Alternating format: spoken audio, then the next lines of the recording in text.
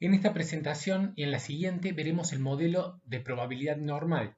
La presentación la hemos dividido en dos partes para que no sea demasiado extensa. Podemos decir que el modelo de probabilidad normal es quizá el modelo más importante en estadística. Y ello se debe a que se utiliza en muchísimas aplicaciones y surgen también dentro de la teoría de probabilidad misma y aparecerá particularmente en el teorema central del límite que veremos más adelante. Podemos decirte que muchas variables continuas se ajustan a este modelo o pueden aproximarse por esta distribución, incluso en el caso de variables discretas. Además, proporcionan la base de la inferencia estadística, tal como lo hemos dicho antes, por su relación con el teorema central del límite. Sea X una variable aleatoria continua de parámetros mu y sigma cuadrado, diremos que tiene distribución normal cuando su función de densidad está dada por la siguiente expresión. E a la menos x menos mu elevado al cuadrado sobre 2 sigma al cuadrado sobre la raíz de 2pi por sigma cuadrado, para todo x perteneciente a los reales. Los parámetros, entonces, que aparecen en esa función son mu y sigma cuadrado, donde mu puede ser cualquier valor real y sigma cuadrado es siempre positivo, que será la varianza de la variable.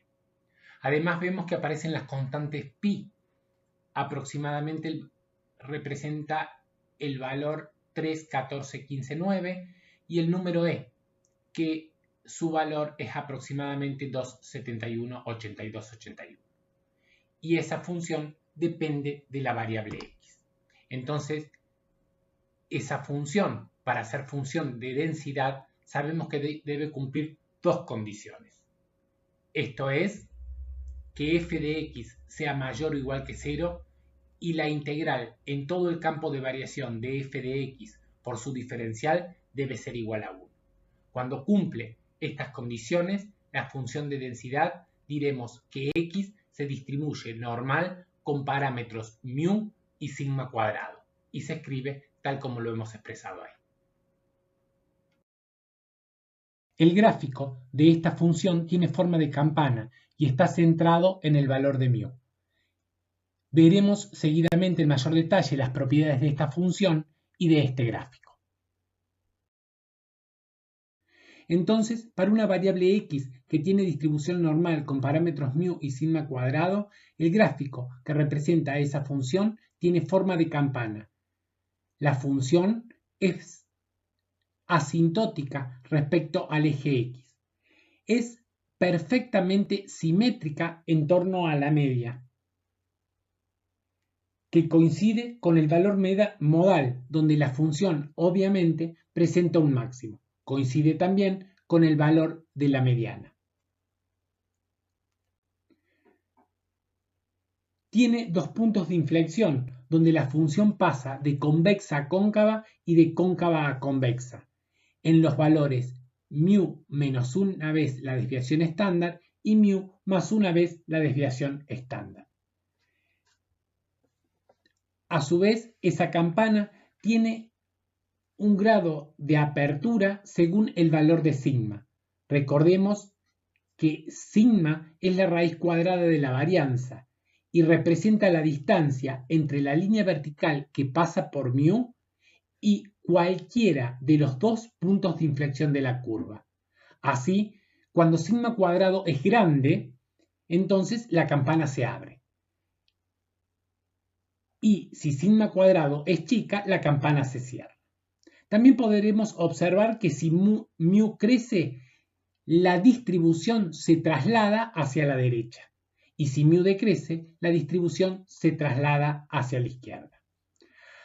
Además, esta distribución, por ser simétrica, se verifica que la probabilidad a más o menos un desvío estándar de la media es aproximadamente 0,68. La probabilidad de que la variable se encuentre a más o menos dos desvíos estándares de la media es aproximadamente 0,95 y la probabilidad de que la variable se encuentre a más o menos 3 desvíos estándares de la media es aproximadamente 0,998. A modo de ejemplo, representemos algunas distribuciones normales.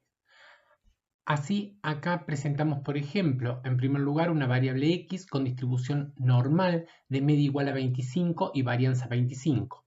Podemos representar también otra distribución normal con media 700 y varianza 49 y otra con parámetros 50 y 10. Y así podríamos tener infinitas distribuciones normales y distintas por cada par de valores distintos para μ y sigma cuadrado. Esas infinitas distribuciones dependen, como lo hemos visto en la función, de los valores de μ y de sigma cuadrado, pero se pueden transformar en una sola mediante un proceso que denominamos estandarización. Y ya habíamos visto en el capítulo de variable aleatoria que podemos construir una variable estandarizada que denotamos con la letra z haciendo el desvío x menos μ entre sigma. Entonces podemos transformar esas infinitas distribuciones normales en una distribución normal de parámetros 0 y 1, ya que también en el capítulo de variables aleatorias habíamos visto que cualquiera sea la variable, si le aplicamos una transformación del tipo como la que hemos presentado, esto es x menos μ sobre sigma, esa variable aleatoria va a tener esperanza de la variable z igual a 0 y varianza igual a 1. Entonces, aplicando esta transformación sobre la variable x, obtenemos una variable z con distribución normal 0, 1. Es decir, que podemos usar a esta transformación reemplazándola en la función de densidad de la variable x. Y obtendremos, ya lo veremos seguidamente, que obtendremos que la función de probabilidad para esa variable z es igual a e a la menos z cuadrado sobre 2 sobre la raíz de 2pi, para z que varía entre menos infinito y más infinito, es decir, para todo real. Esta función, por supuesto, que cumple con las siguientes condiciones para ser función de densidad. F de z es mayor o igual que 0 y la integral en todo el campo de variación de f de z por diferencial de z es igual a 1. Encontraremos ahora la función de densidad de la variable z. Partiremos para ello de la función de densidad de la variable aleatoria x. Y lo primero que haremos será un cambio o sustitución de variable. Entonces llamaremos z a x menos μ sobre sigma. Como luego tendremos que reemplazar a x por su equivalente, despejemos de esa expresión a x. Y nos queda x igual a μ más z por sigma. Ahora tendremos que hacer la derivada para también cambiar el diferencial. Entonces la derivada de x respecto a z es igual a 0 más sigma. En definitiva es igual a sigma. Por lo tanto, escribamos ahora f de z.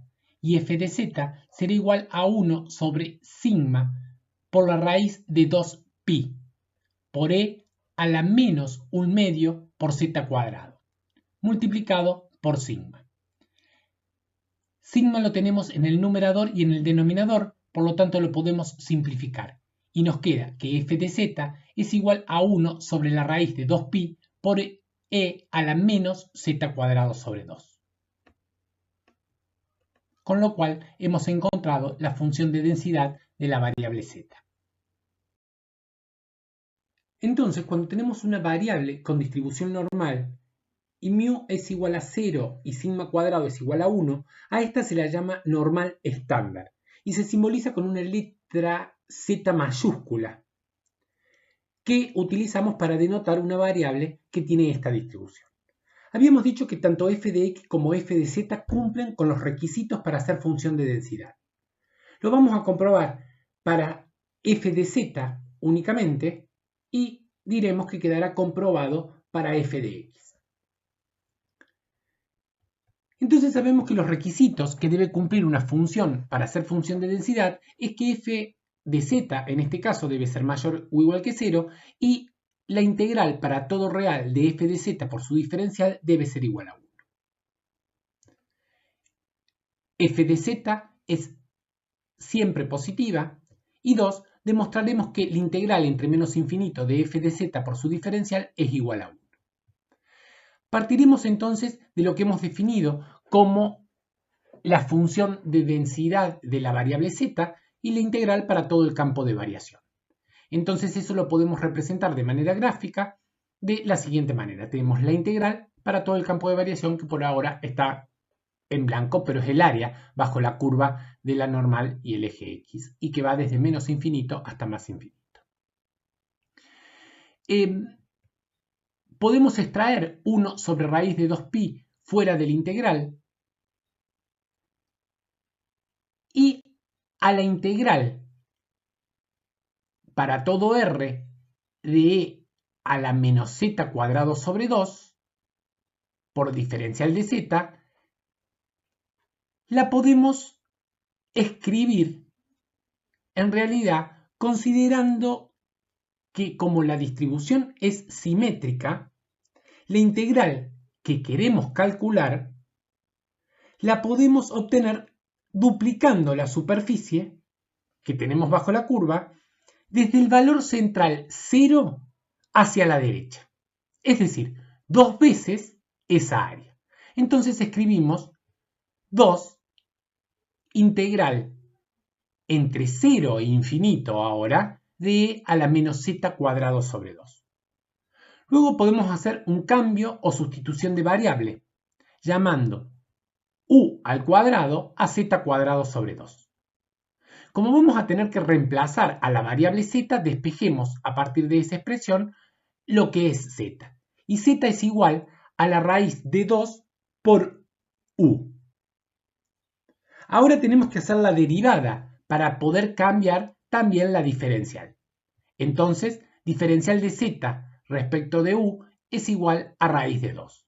Eso también en general se suele escribir como diferencial de z igual a raíz de 2 por diferencial de u, ¿no?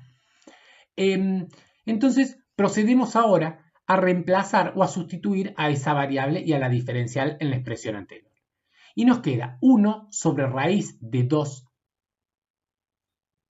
por raíz de pi. Hemos separado los factores del denominador que están bajo la raíz por 2 integral entre 0 e infinito de a la u cuadrado por diferencial de z, pero diferencial de z dijimos ahora que es igual a raíz de 2 por diferencial de u.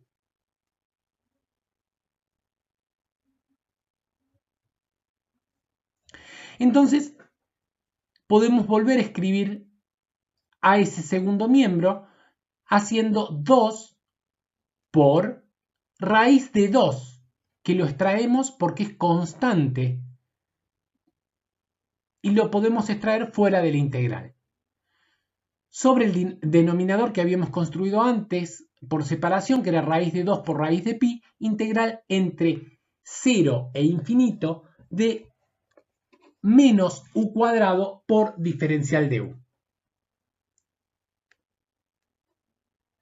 La integral que tenemos en esa expresión es conocida como la integral de Laplace-Gauss, cuyo resultado es raíz de pi sobre 2. Por lo tanto, en primer lugar, cancelemos raíz de 2 con raíz de 2 y nos va a quedar entonces como primer factor 2 sobre raíz de pi por raíz de pi sobre 2, que es el resultado de la integral de la Laplace-Gauss. Entonces nos queda en realidad que esa expresión es igual a 1.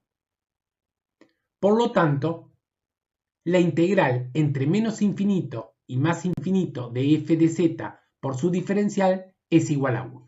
Cuestión que queda comprobada.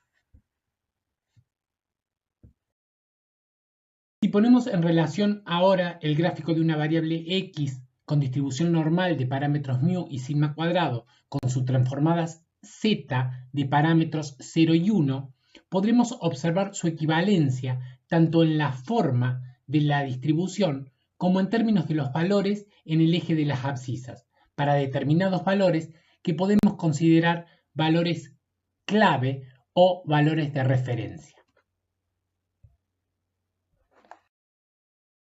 Si analizamos la función f de x y f de z, podremos verificar que presentan un máximo en su media.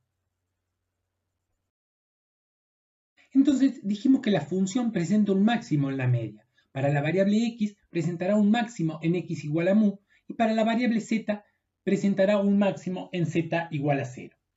Si analizamos la función f de z, podemos comprobar entonces que presenta un máximo para z igual a 0. Partiremos de la función de densidad, esto es 1 sobre la raíz de 2pi por e a la menos z cuadrado sobre 2. A partir de allí obtendremos la derivada primera de esa función. Y la derivada primera de esa función la podemos escribir como 1 sobre la raíz de 2pi por e a la u por la derivada de u. Es decir, 1 sobre la raíz de 2pi por e a la menos z cuadrado sobre 2, que es u, por la derivada de u, que va a ser menos 1 medio por 2z.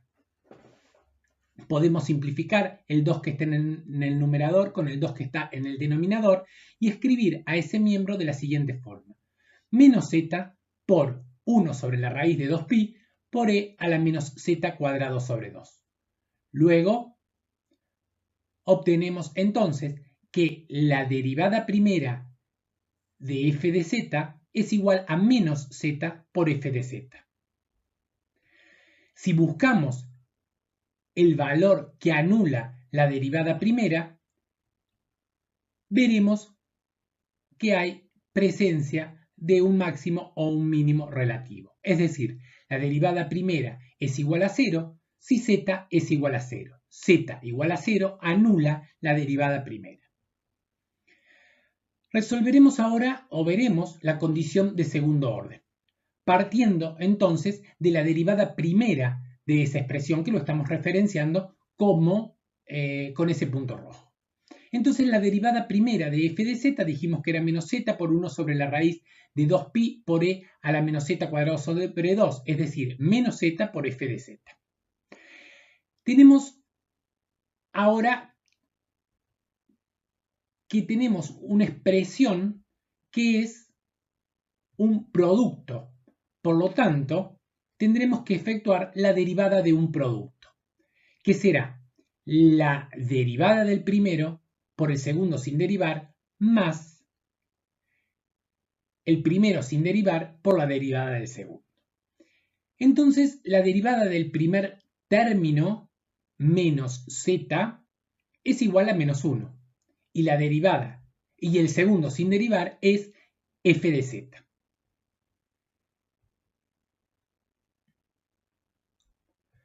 Más ahora el primero sin derivar, es decir, menos z, por la derivada del segundo.